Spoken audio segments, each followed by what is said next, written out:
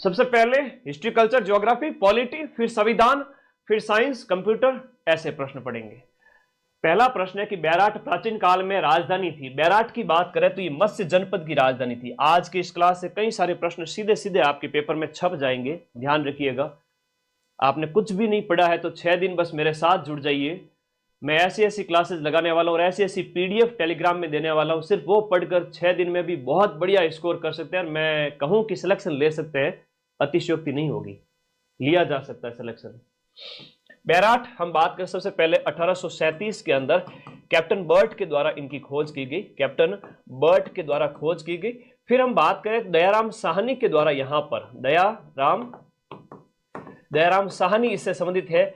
Neelratan Banerjee, KD Dixit, वो आप लोगों को याद रखना है। तो सब कुछ पढ़ चुके हैं डिटेल में, यहां सिर्फ एक 2-2.5 घंटे का फास्ट रिवीजन है। किस पुरातत्व स्थल पर घरों में अंडाकार कुएं मिले हैं?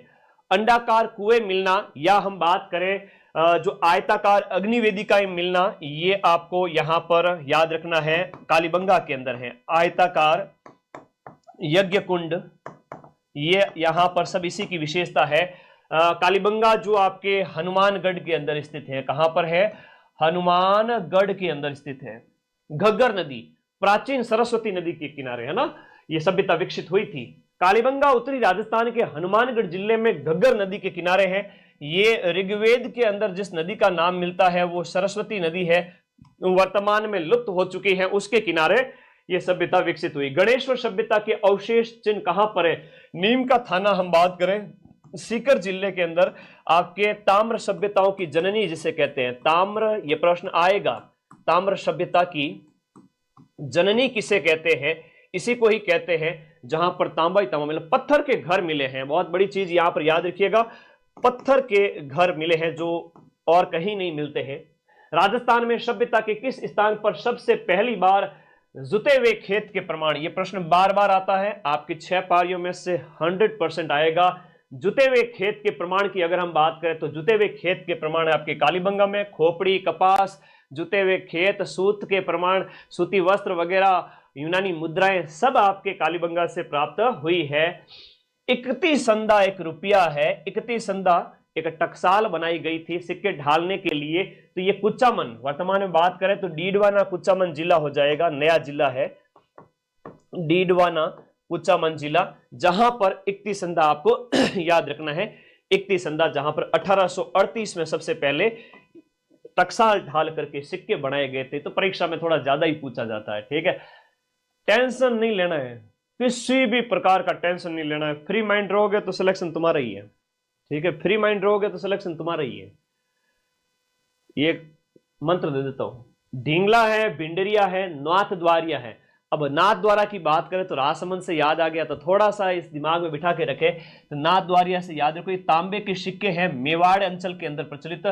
मध्यकाल के अंदर तांबे के सिक्के हो जाते। उस अरब यात्री का नाम बताओ जिसने मिहिर भोज के समय यात्रा वृत्तांत प्रस्तुत किया। देखो, मिहिर भोज की हम बात करें, गुर्जर प्रतिहार वंश का शासक, और इसके समय में जो आया था सुलेमान आया था। अच्छा प्रश्न है, याद रखिएगा, बहुत अच्छा प्रश्न है, अच्छा नहीं बहुत अच्छा प्रश्न है। सुलेमान, इसको मैं इंपॉर्टेंट लगा देता हूं, बड़े एग्जाम में पूछा जाता है, आरएस जैसे में। अरब यात्री सुलेमान ने कौन से प्रतिहार राजा के शासनकाल में भारत की यात्रा की थी? भोज प्रथम के टाइम में, भोज प्रथम के टाइम में, जिन्हें हम आदि वराह की उपाधि के नाम से जाने जाते हैं, ठीक है, आदि वराह भी कहते हैं।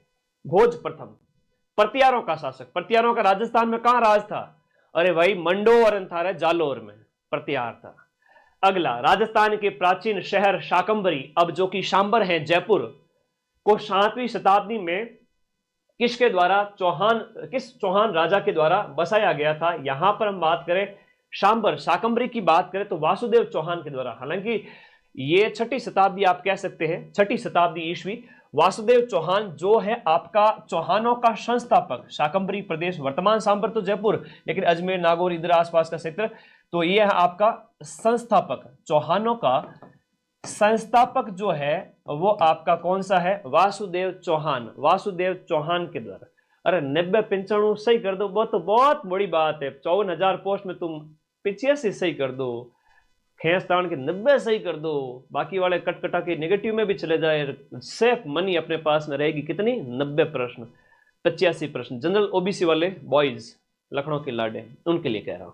वासुदेव चौहान, ठीक है, याद रहेगा। टेलीग्राम ग्रुप हमेशा कहोगे, आज मैं ऐसी ऐसी पीडीएफ टेलीग्राम पे डालने वाला हूं 24 घंटे के अंदर अंदर, केवल वो पढ़ लोगे सिलेक्शन हो जाएगा। 6 दिन में खूब टाइम होता है, 6 दिन में 15 × 6 करें तो 100 घंटे होते हैं, और 100 घंटे में तो दुनिया इधर से उधर हो सकती है। 100 साल जिंदा रहने के लिए 100 साल की उम्र जरूरी नहीं, 100 दिन में ऐसा काम कर जाओ कि दुनिया तुम्हें 100 साल याद रखे।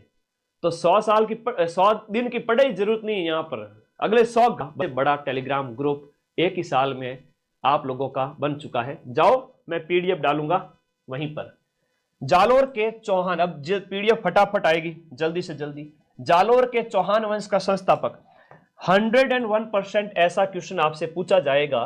जालोर के चौहान वंश का संस्थापक कीर्तिपाल, या इसे हम कहेंगे कीतु है, कीर्तिपाल या कीतु है।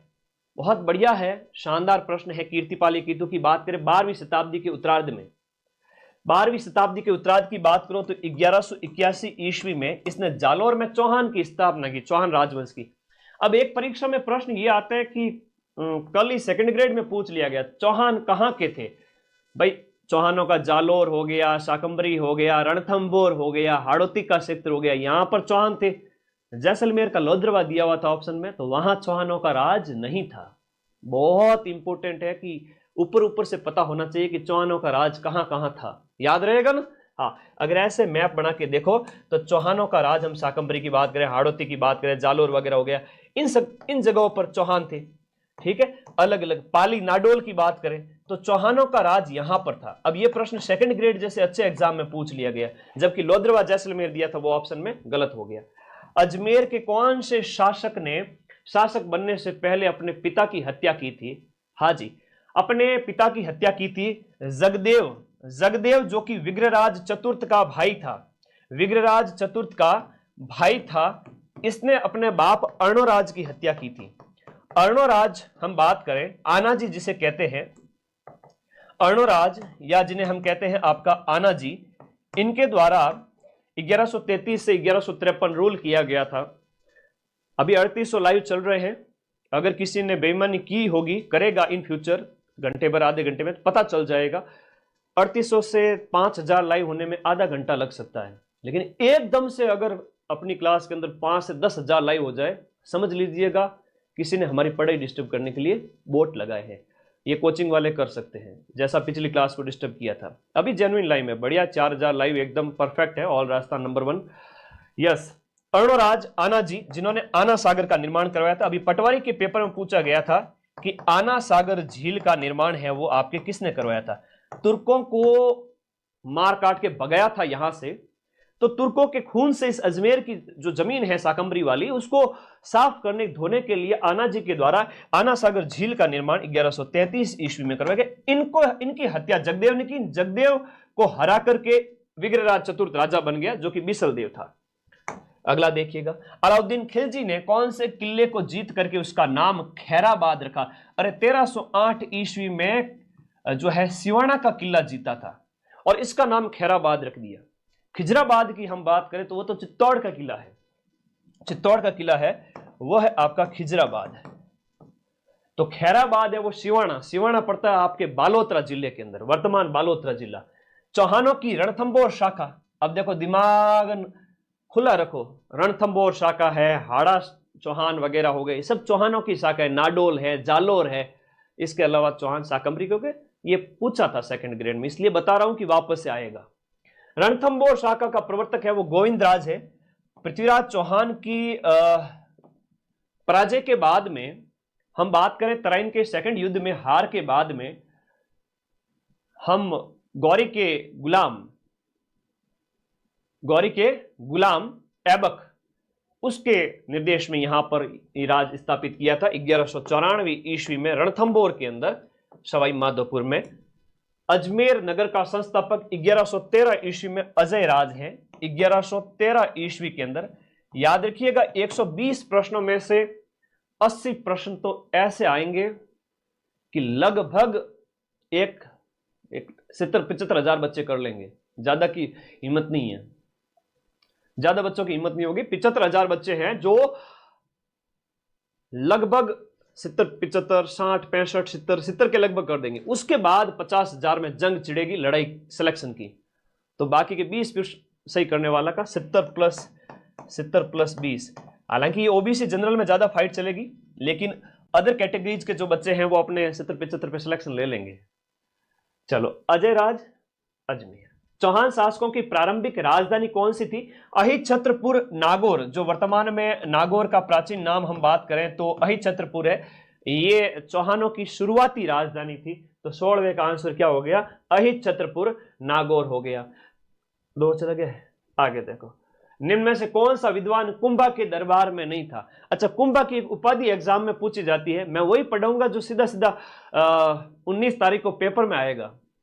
जो प्रश्न आते हैं मैं वही बोलूंगा। कुंभा की एक उपाधि आती है, के से कुंभा, एस से हिंदू सुल्तान, एस के शाहरुख खान है बोलते। चलो छोड़ो, उसको याद नहीं करेंगे।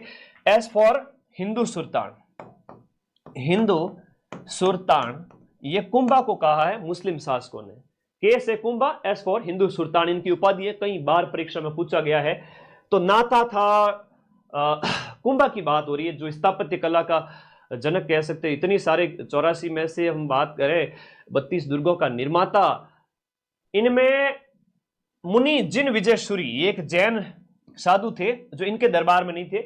मुनि सुंदर सूरी, सुंदर टिल्लो, नाथो, ये सब थे, याद रखिएगा। लेकिन मुनि जिन विजय सूरी नहीं था। 17 का आंसर बी हो गया।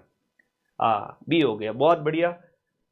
कौन से शासक को अभिनव भट्टाचार्य कहते हैं? संगीत में रुचि के कारण, म्यूजिक, संगीत में रुचि के कारण कहा जाता है कुंभा जी को अभिनव भट्टाचार्य।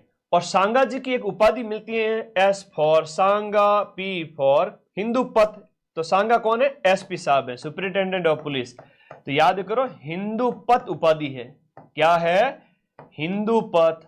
तो परीक्षा में कई बार पूछा गया, हिंदू पथ उपाधि किसकी है रे, किसकी है? हिंदू पथ उपाधि किसकी है?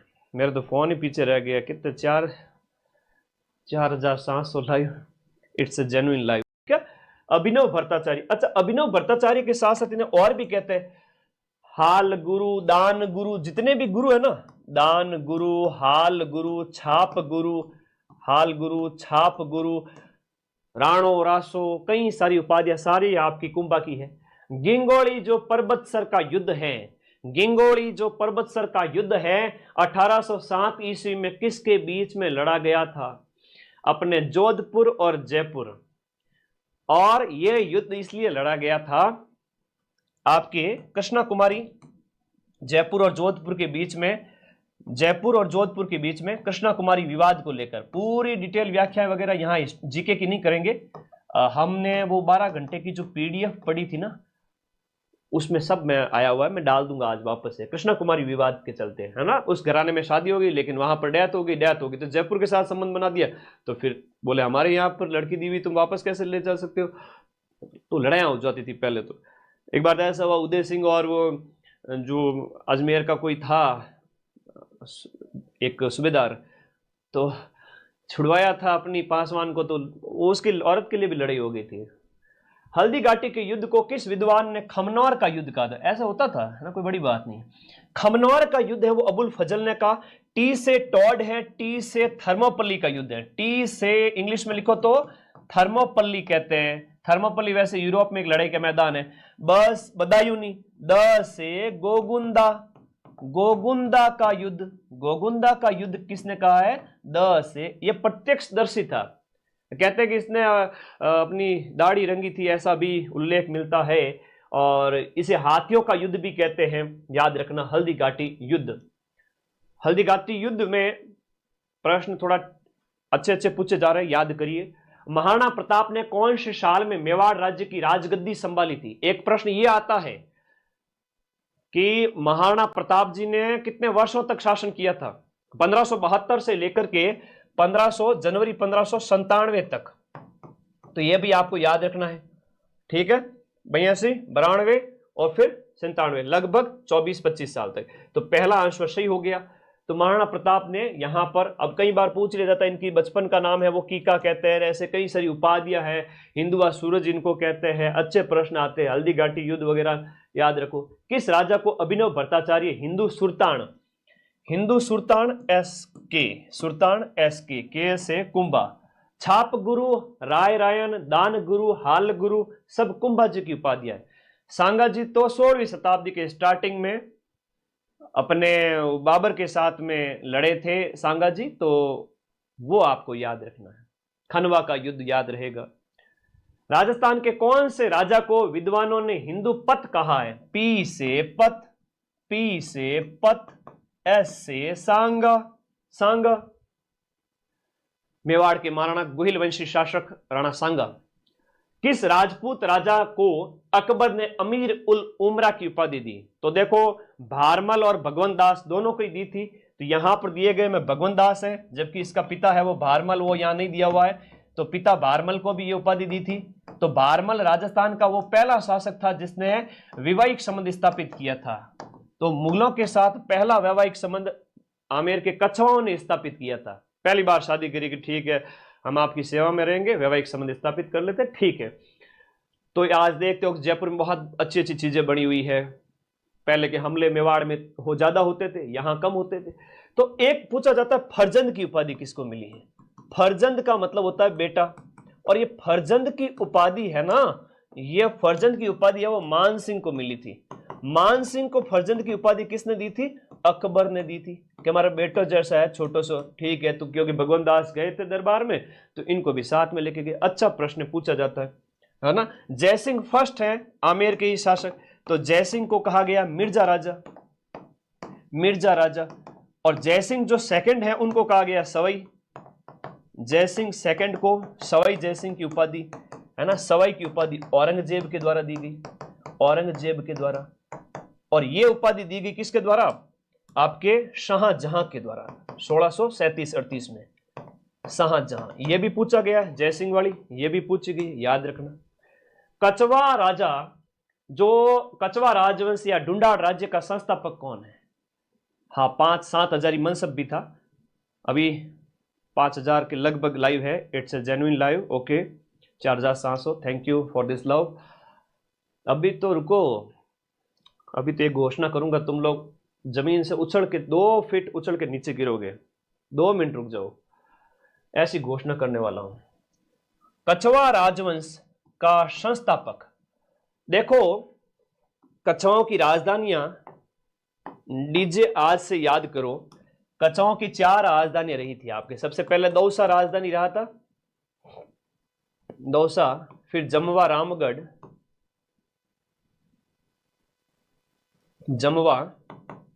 रामगढ़, और फिर आमेर राजधानी रहता है। और फिर जयसिंह सेकंड के समय में जयपुर राजधानी बन जाता है 1727 से। तो कछवा राजवंश का जो संस्थापक है वो दुल्ले राय, तेजकरण, ढोला, तेजकरण, ये सारी की सारी उपाधियां इन्हीं की है। और 1138 के लमसम में यहां पर मीणाओं का राज था, तो इन्होंने अपना राज स्थापित किया था 1138। आगे देखो, बीकानेर के राजा है राठौड़ वंशी अनूप सिंह। तुम्हारे सिलेबस में टॉपिक दिया है ऐतिहासिक घटनाएं, तो मैं सिलेबस के अनुसार ही लेकर आया हूं, ठीक है। तो अनूप सिंह को औरंगजेब ने एक उपाधि दी थी माही भरातीव की। माही भरातीव बीकानेर के राठौड़ वंशी शासक अनूप सिंह को।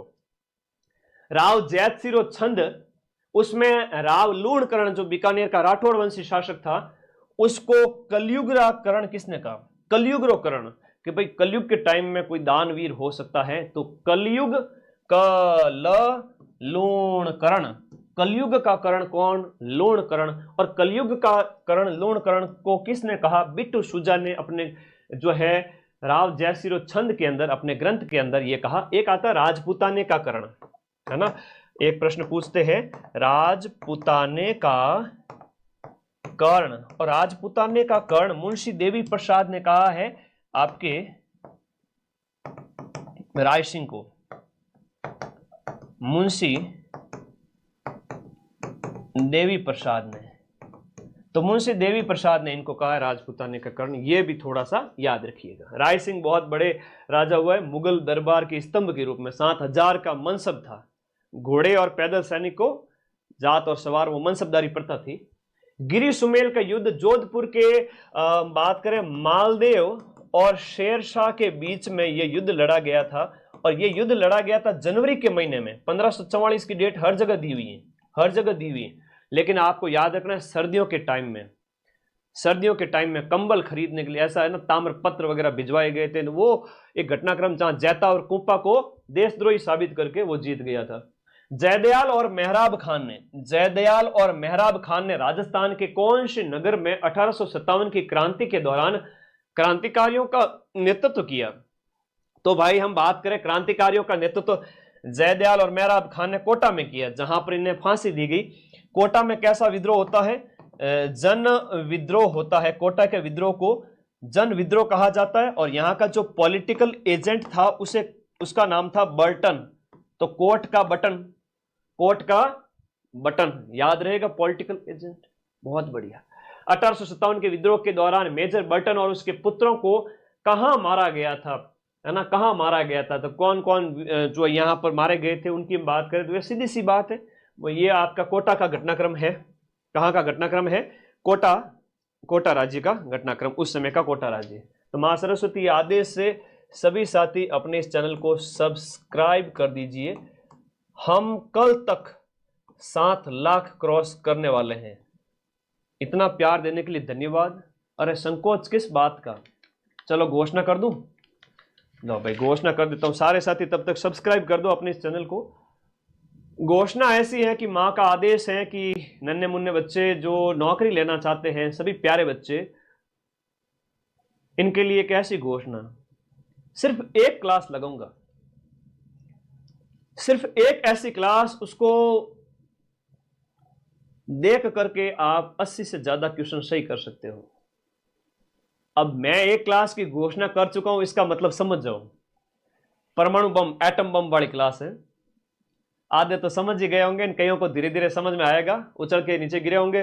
हाँ सर समझ गए आपकी बात को, आप कौन सा दुस्साहसी काम करने वाले हैं, वेट कर रहे हैं। वैसे 50 दिन में तीसरी बड़ी क्लास होने वाली है, 12 आवर्स।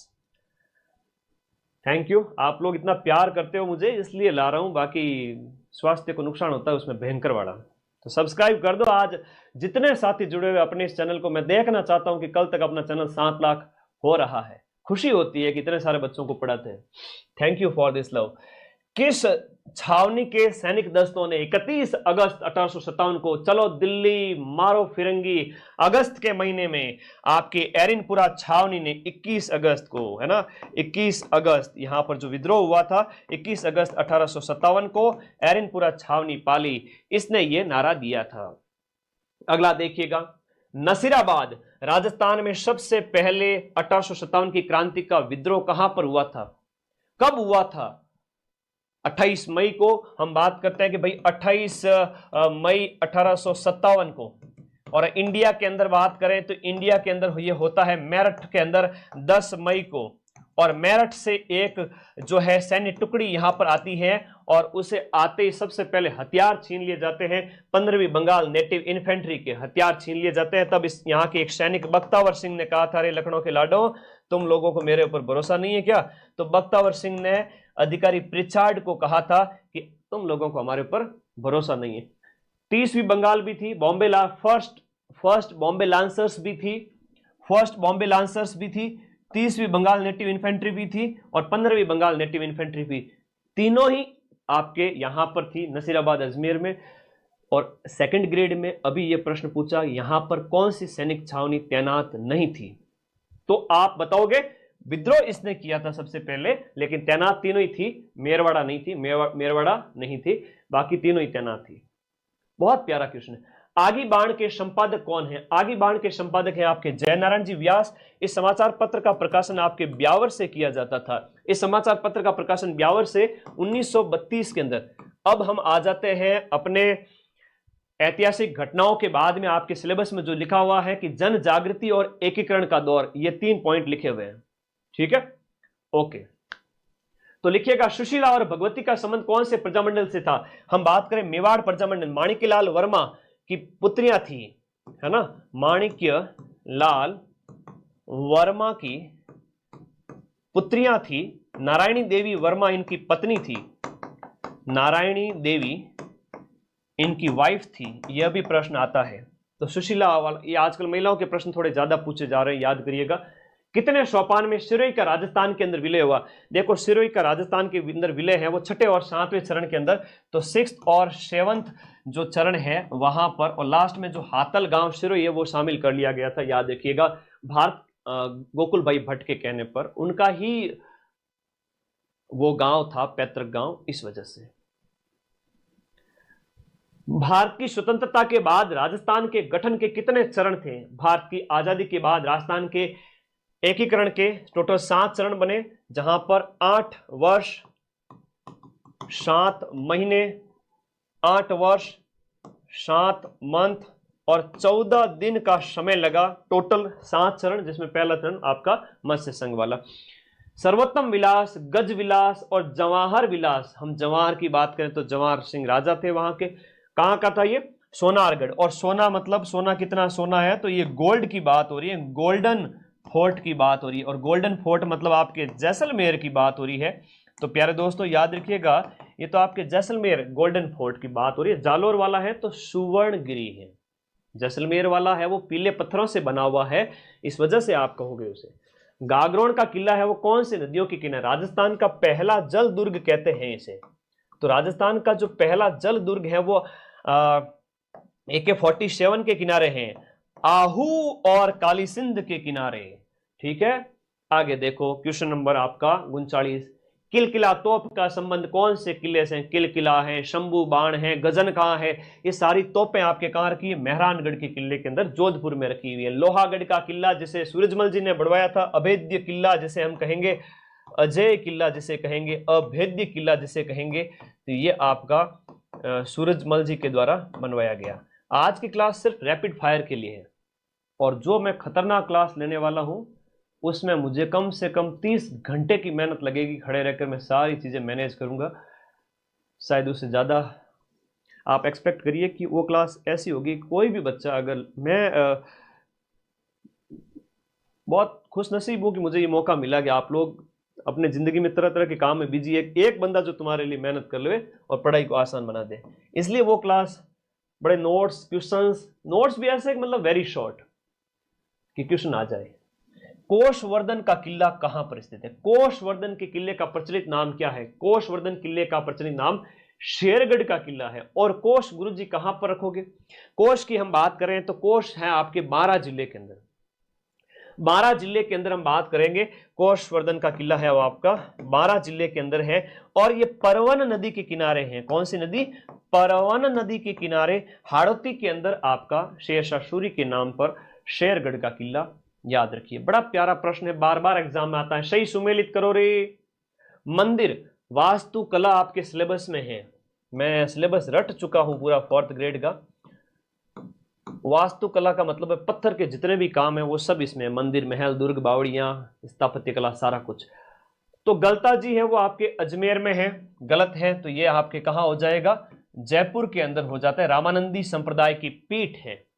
अभी पूछा गया था रामानंदी संप्रदाय की एक शाखा रसिक संप्रदाय जिसे हम कहें, वो आपका अग्रदास जी जिसके संस्थापक रेवासा सीकर वाला।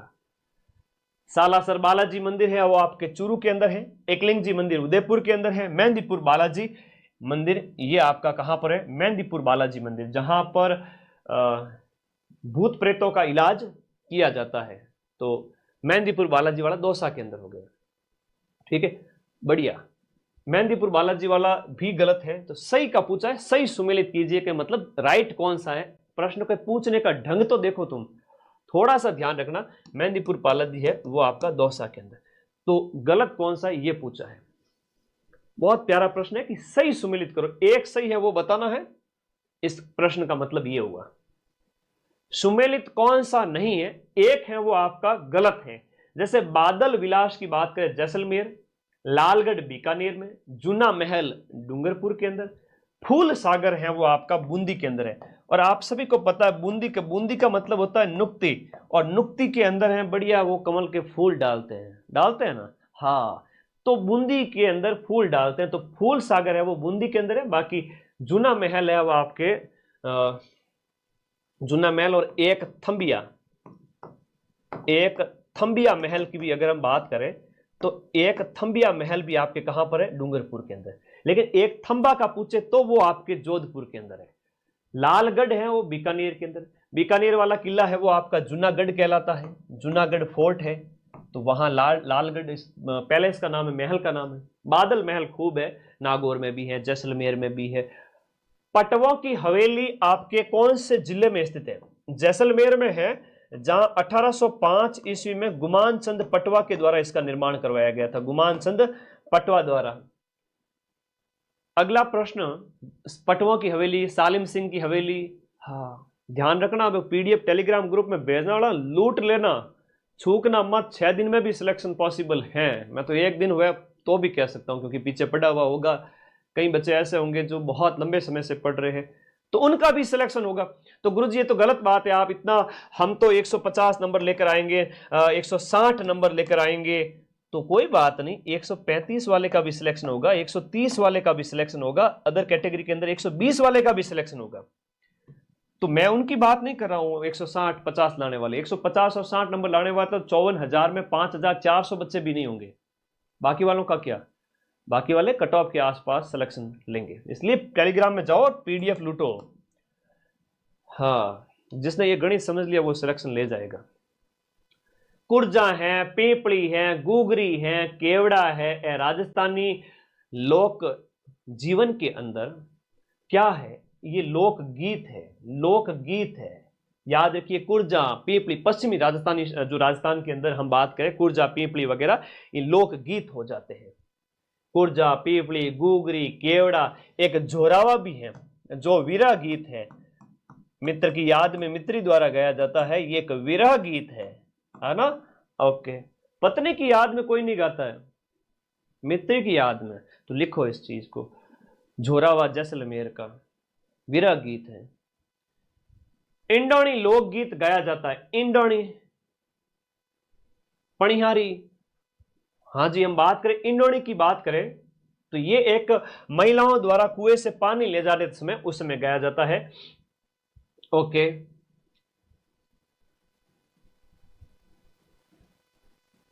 आगे बात करें, ये प्रश्न है ना जो विवाह समारोह का, विवाह में जैसे बारात का डेरा देखने जाते समय आपका जला गीत गाया जाता है, जैसे जला वाला ज्यादा पूछा जाता है। अगला कि सुमेलित कौन सा नहीं है, एक है वो आपका गलत सुमेलित है, एक है वो गलत है।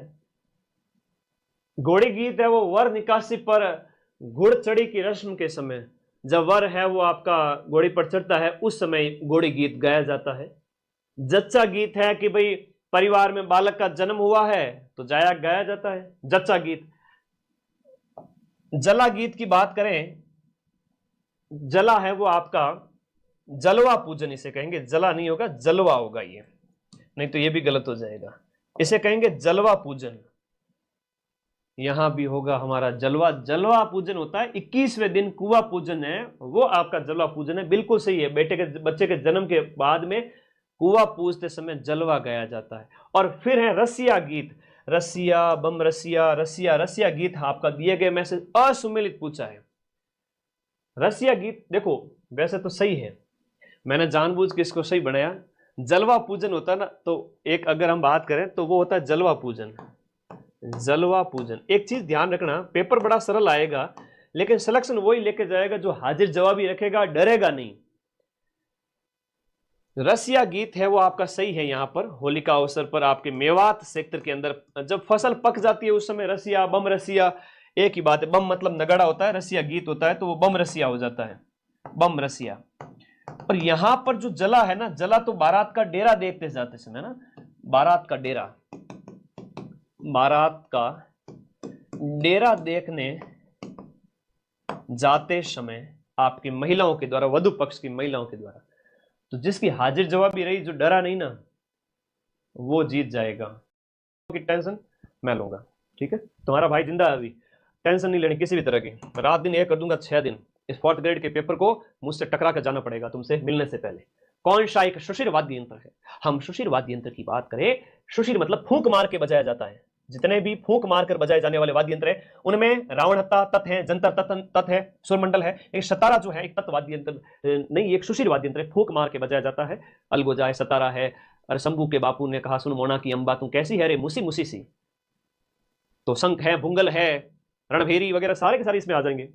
कौन सा तत्व वाद्य यंत्र नहीं है? वाद्य यंत्र आपके सिलेबस में है, तत्व मतलब तार वाले, तो तार वालों में आपका हमारा छैल भंवर को अलगो जो खेता में बाजे, तो अलगो जो एक सुशिर वाद्य यंत्र है, तो राजस्थान का राज्य वाद्य यंत्र भी है, सुशिर है, और हम इसे कहेंगे राज्य वाद्य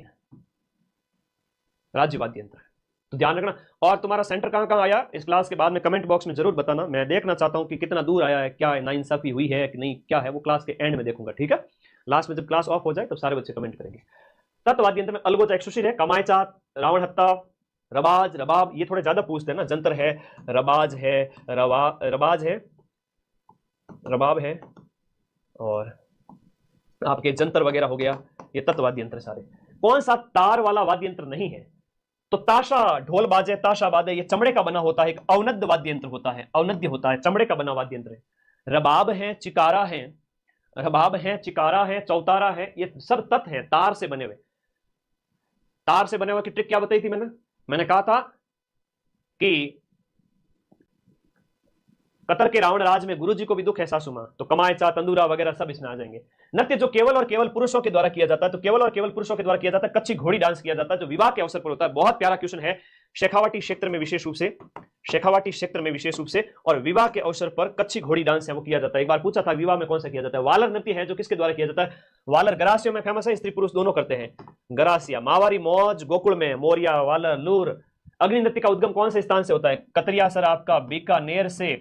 जसनाती संप्रदाय, जसनाती संप्रदाय, संत जसनाथ जी, 5 शाखाएं हैं इनकी, अलग अलग याद रखिएगा। रुस्तम जी ने इस नृत्य को पूरे इंडिया में फेमस किया था।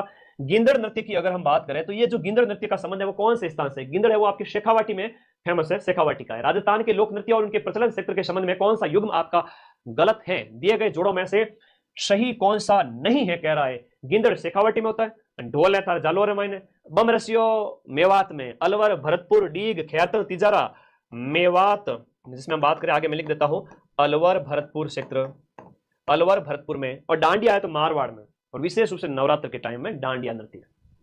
चंग नृत्य कहां किया जाता है बताओ? तुम्हारे पेपर में 6 पारी में से तो 1-2 पारी में पक्का पूछेंगे चंग नृत्य कहां का है, चंग नृत्य कहां का है बताओ। निम्न में से कौन सा लोक देवता रामदेव जी के मौसेरे भाई थे? तो रामदेव जी के जो मौसेरे भाई थे वो हड़बुजी थे, और अभी 2nd ग्रेड में पूछ लिया था हड़बुजी की जाति क्या थी, तो हड़बुजी सांकला थे, जो आपके बैंगटी फलोदी।